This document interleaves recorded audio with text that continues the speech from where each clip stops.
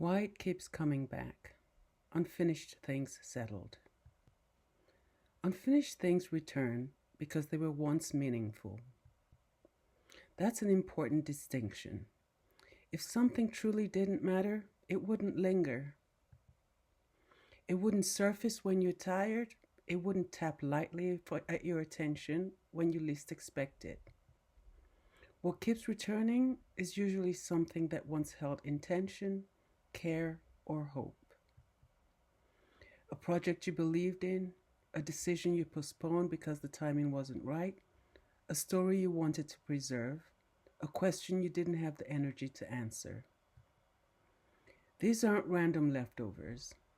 They're traces of who you were and who you thought you might still become. That's why they're hard to ignore. This is where guilt begins to sneak in. Not the loud, obvious kind, the quieter kind. I really should deal with that. Why haven't I taken care of this yet? What does it say about me that this is still unfinished? Guilt doesn't usually arrive all at once.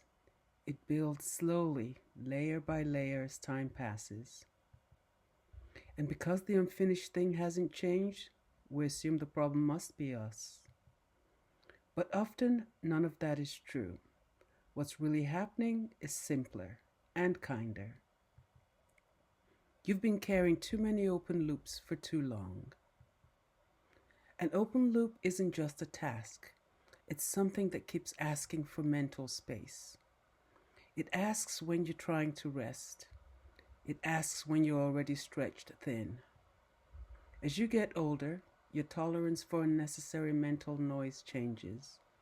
Not because you're less capable, but because you're more discerning.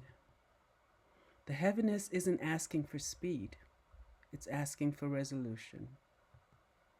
And resolution doesn't always mean completion. Sometimes it means letting it rest without apology.